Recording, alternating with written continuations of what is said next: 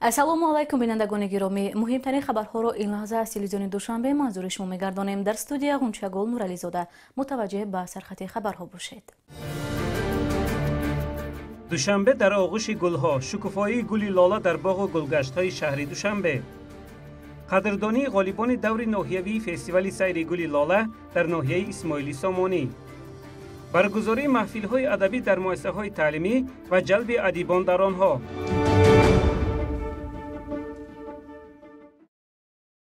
бо мақсади дар сатҳи зарурӣ доир намудани фестивал намоишгоҳи 11-уми автомобилҳои коллексионӣ дар майдони 8-солагии Москавӣ назди муассисаи давлатии театри опера ва балети ба номи Садриддин Айнӣ ва ба ин васила дастгирӣ намудани ташаббуси ҷомеаи шаҳрвандӣ дар доираи эълон гардидани солҳои 2022-2026 ҳамчун солҳои рушди саноат қарори раиси шаҳри Душанбе дар бораи баргузор намудани фестивал намоишгоҳи 11-уми автомобилҳои коллексионии авто ретро Душанбе ба имзо расид.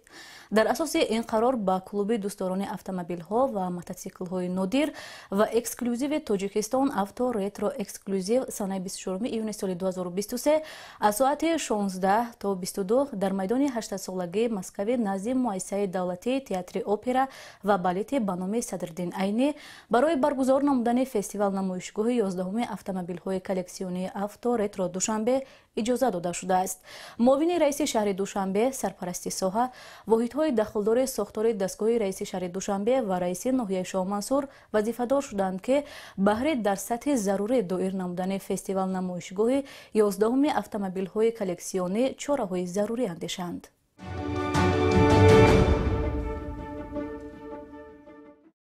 дар шаҳри Душанбе дар доираи нақшачорабиниҳои мақомоти иҷроияи ҳокимияти давлатии шаҳр фестивали таомҳои миллӣ ташкилу баргузор гардид. зимнан бо ширкати масъулини сохторҳои дахлдор маросими қадрдонии ғолибони ин фестивал ташкил гардид. гузориши ҳамкоронамон Теҳрони Абдусамад ва Алимуроди Холмурод.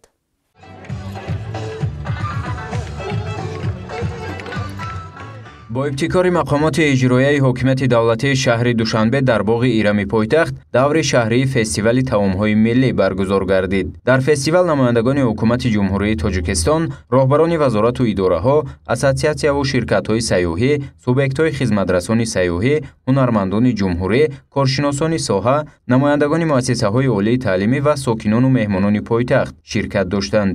дар доираи фестивали таомҳои миллӣ пухтани таомҳои наврӯзиву миллӣ, либосҳои миллӣ ва имконоти хизматрасонии сайёҳӣ ба намоиш гузошта шуд. бояд гуфт ки дар рӯзҳои баҳорӣ ва иду маросим кадбонаҳои тоҷик ба омода кардани хӯрокҳои баҳорӣ шурӯъ мекунанд. дар бозорҳои Тоҷикистон аллакай сабзаву алафҳои тару тоза ба фурӯш бароварда шудааст ки барои омода кардани хӯрокҳои гуногуни миллӣ истифода мешаванд. ҳамин аст ки ин фестивал дар арафаи ҷашни Наврӯз ва фасли баҳор роҳандозӣ гардид. дар идомаи фестивал намояндагон ба ҳунари хӯрокпазии бонувон баҳои сазовор доданд.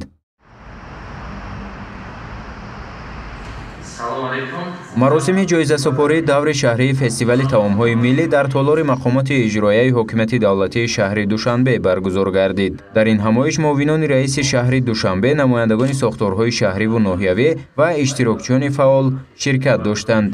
мақсади фестивал муаррифии фарҳанги дастархонороӣ, тарғибу ташвиқи ҳунари хӯрокпазӣ, ҳифзи арзишҳои миллӣ ва арҷгузорӣ ба мероси фарҳанги халқи тоҷик маънӣ дод гардид. тавре гуфта шуд, миллати тоҷик яке аз қадимтарин мардумони минтақаи осиёи марказӣ буда, дар ташаккули тамаддуни ҷаҳонӣ бо мероси бойи фарҳангии моддӣ ва ғайримоддии худ мақоми шоиста касб намудааст. бахусус дар бахши омодасозии хӯрокҳои миллӣ, бонувони чирадасти тоҷик маҳорати баланди кадбонуӣ дошта, хони идонаи ҷашнҳои миллии тоҷикон ба хусус Наврӯзи бостониро бидуни таомҳои гуногуни болаззати омода намудаи занону духтарони тоҷик тасаввур кардан номумкин аст.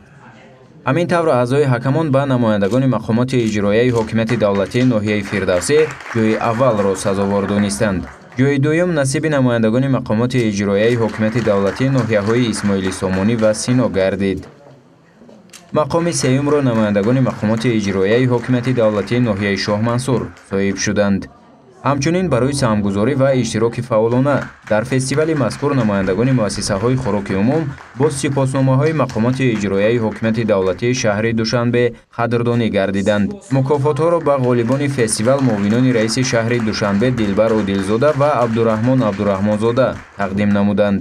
бояд хотиррасон кард ки теъдоди зиёди таомҳои миллии тоҷикон бо мурури замон аз ёди наслҳо рафта имрӯз мавриди пухтупаз қарор намегиранд. Ҳадафи баргузор намудани чунин фестивалҳо ҳифз ва нигоҳдошти беҳтарин анъана ва суннатҳои миллӣ, тарбияи эҳсоси худшиносӣ ва меҳнатдӯстӣ, баланд бардоштани маърифати оиладории занону духтарон, муаррифии занони ҳунарманду кадбонуҳои соҳиби истеъдод мебошад.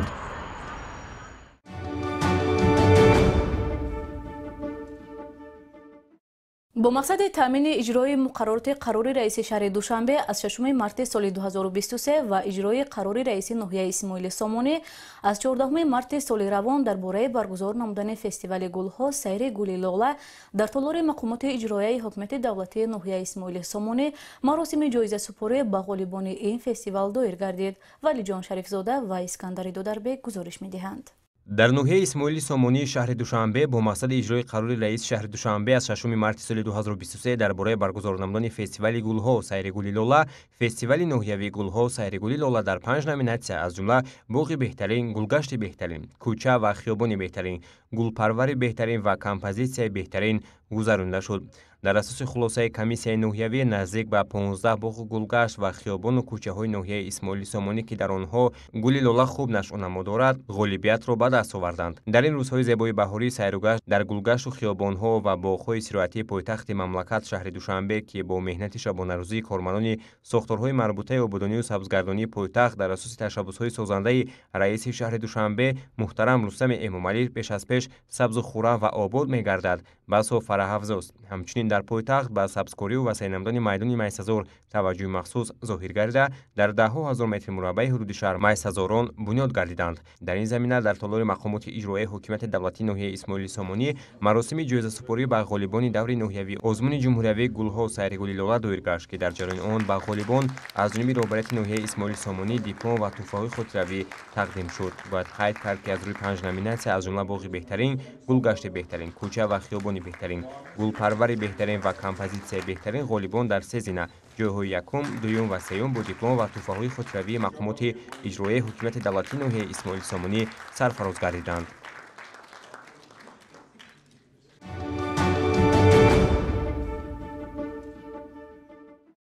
ҳамасола бо мақсади ба шаҳри сабз табдил додани пойтахти мамлакат шаҳри Душанбе ва таҷлили ҷашни байналмилалии Наврӯз дар гулгашту хиёбон ва боғҳои фарҳангу фароғатии шаҳри Душанбе гулҳои мавсимию бисёрсола шиноида мешавад.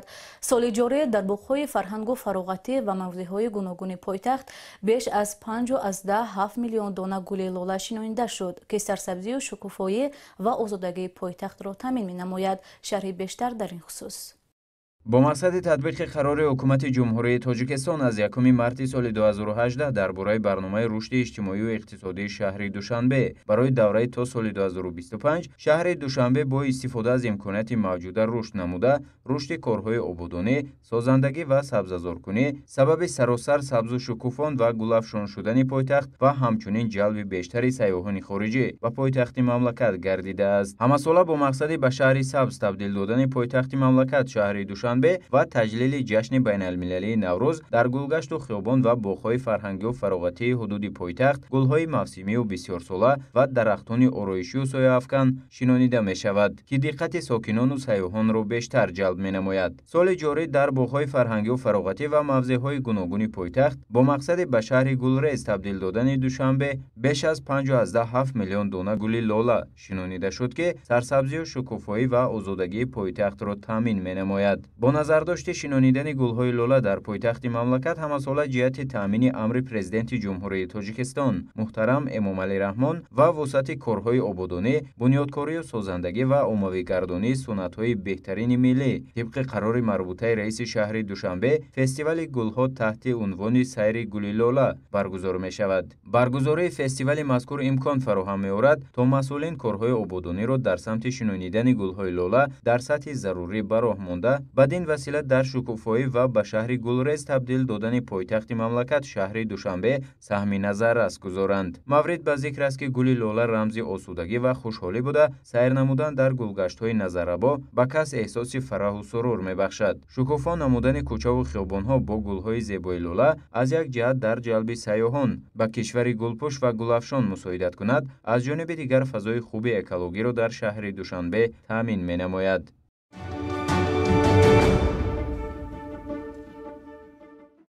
дар заминаи сиёсати созанда ва бунёдкоронаи пешвои муаззами миллат, президенти ҷумҳурии Тоҷикистон муҳтарам Эмомалӣ Раҳмон ва иқдому заҳматҳои ҳамарӯзаи раиси шаҳри Душанбе муҳтарам Рустами Эмомалӣ пойтахти Тоҷикистони соҳиби истиқлол шаҳри Душанбе ободу зебо гардидааст. Гулгашту хиёбон ва боғҳои фарҳанги фароғатӣ бо шукуфоии гулҳои тару тоза таровати хоса доранд. шаҳри ҳамкоронамон дар ин бора. шукуфоии гулҳои лола имрӯзҳо хиёбони Рӯдакӣ ва Аҳмади Дониши ноҳияи Шоҳмансурро ба гулистони зебое табдил доданд. Ҳар гул фасли хоси худро дорад. Дар мавсими баҳор гулҳои лола симои дилангези шаҳрамонро дучанд гардониданд. масъулини раёсати истифодабарии роҳҳои ноҳияи Шоҳмансур ҷиҳати иштирок дар фестивали гулҳо сайри гули лола дар соли 2023 дар шаҳри Душанбе тадбирҳои заруриро дар асоси дастуру супоришҳои раиси шаҳри Душанбе муҳтарам Рустами Эмомалӣ ва нақшачорабиниҳои мақомоти иҷроияи ҳокимияти давлатии шаҳри Душанбе хуб ба роҳ монданд. Дар ин замина масъулин дар кӯчаву хиёбон, мавзеъҳои сабзкорӣ ва боғу гулгаштҳои шаҳр гулҳои гуногуни лола шуниданд, ки айни замон шукуфоии онҳо сарсабзиву зебоии гӯшаву канори пойтахтро таъмин намуданд. пойтахти азиз замонро ба як шаҳри гулзор, гулрез табдил доданд. мо кӯшиш ба харҷ дорем, ки гулҳои ки мо дар гармхонаҳо парвариш мекунем ба кӯчаҳои ноҳия бароварда шинонда шавем. аз он ҷумла мо зиёда аз 500 000 гулҳои мавсимӣ дар гармхонаҳои ноҳия дар раёсати истифодабарии роҳҳои ноҳияи Шоҳмансур парвариш карда истодаем ва баъди гули лола ба кӯчаҳои шаҳри азизамон бароварда мешинонем.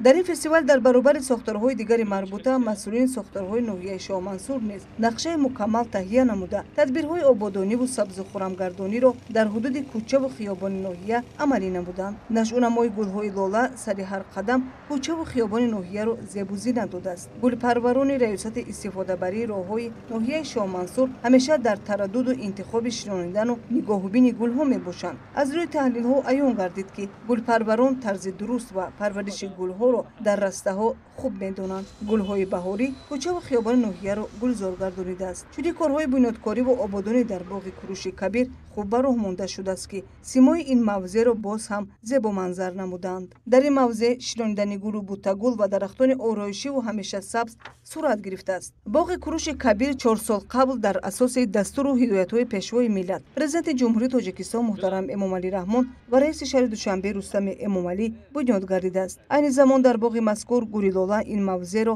зебу зинат додааст, ки ба ин ҷо сокинон омада сайру гашт менамоянд. дар ҳақиқат гулу дарахтони шукуфтаи баҳорӣ ҳудуди боғро рангинтар намуда ба кас рӯҳу илҳоми тоза мебахшад. ба таври муташаккилона ба роҳ мондани корҳои ободонию созандагӣ имкон фароҳам овардааст, ки пойтахти кишварамон ободу зебо гардида ба макони истироҳат ва фароғати сокинон ва меҳмонон табдил ёфтааст. ин ҳама тадбирҳои созанда ба хотири дар амал татбиқ кардани сиёсати бобарор ва созандаи пешвои миллат муҳтарам Эмомалӣ Раҳмон амалӣ карда мешавад.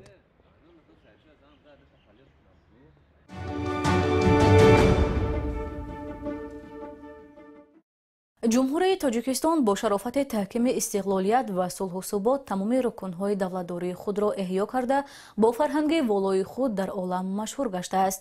Либоспӯшӣ низ ҷузъи ҳамин фарҳанги тавоно буда риояи он дар тамоми қаламрави кишвар ҳатмӣ мебошад. бо ин мақсад баргузории мулоқоту тадбирҳои маърифатӣ дар шаҳр идома дорад. либосҳои хоси зани тоҷик атласу адрас ва чакан ҳам ба зани роҳбару соҳибкор, ҳам ба олиму омӯзгор ва ҳам ба донишҷӯю хонандаи муассисаҳои таълимӣ زیبنده‌اند. لباس‌های ملی یکی از رکن‌های اساسی فرهنگ تاجیکان به حساب می‌رود که تاریخ چندین عصر دارد. باید آن را پاس داشت، ارج گذاشت و به آلایش نگاه داشت. اکسی‌های ترغیباتی و تدبیرهای اطلاعاتی منتظم از جانب ساختارهای مربوطه راه‌اندازی می‌گردد. در چنین چاره‌بینی‌ها جوان دختران زیبا با ببر نمودن لباس ملی اشتراک نموده فرهنگ و تاریخ پرغناوت خود را حفظ می‌نمایند. شاعر فارسی زبان علامه اقبال لاهوری برحق فرموده است: ملتی را رفت چون آیین زده است، مثل خاک اجزای او در هم شکست. این با آن دلالت می‌کند که یکی از پایه‌ها، یکی از رکن‌های اساسی ملت، یکی از عنصر اساسی شناسنامه هر یک ملت این فرهنگ ملی آن به شمار می‌رود که فرهنگ البته از عنصرهای زیاد ترکیب یافته است و یکی از عنصرهای اساسی و محوری آن این لباس ملی به شمار می رود و برای مردم تاجیک باعث افتخار است که نه تنها در داخل جمهوری تاجیکستان و در منطقه بلکه در سطح بین المللی فرهنگ ملی تاجیکستان از جمله فرهنگ ملی قدیمه تاجیکان از جمله لباس ملی ما چکن که همچون میراث فرهنگی در سازمان ملل ثبت شده است. ببینید جشن‌های ملی ما از جمله نوروز در سطح بین المللی تجلیل کرده می شود. از این رو هر یک فرد جامعه برای ببر کردن لباس ملی باید که سهلنگاری نکنند و همیشه پیشدستی ظاهر کنند. باید گفت که لباس ملی یک جزء فرهنگ ملت به شمار رفته یادگاری از اجدادان نمانده است که در طول قرنها شنمی و زیباییش را گم نکرده است. نسل امروز را در برابر افتخارمندی اینچنین ضرور است که بهر حفظ و معرفی آن مسئولیت شناس باشد. این گنجینه بی‌بهای غیرمادی ملت کهن بنیاد خود را آموخته قدر حفظ و معرفی نموده به نسل‌های آینده به میراث گذارد. ما می‌کنیم که همین لباس‌های ملی این جزء افشاگری همین مدنیت و فرهنگ ماست. قید کردن به مورد است که لباس ملی رکن مهم جهانبینی و فرهنگ هر یک ملت و خلقیت بوده هویت آنها را در زمان جهانی شوی تامین می‌نماید. هر یک نفری که به درجه خودشناسی ملی خود رسیده است درک می‌کند که نگاه داشته توانستن ارزش‌های ملی هم قرض است و هم افتخار. پس بیایید آن جزء فرهنگ ملی را که ما را همچون تاجیک معرفی می‌نماید از آموزش‌ها و تقلید کورکورانه امی نگاه داریم.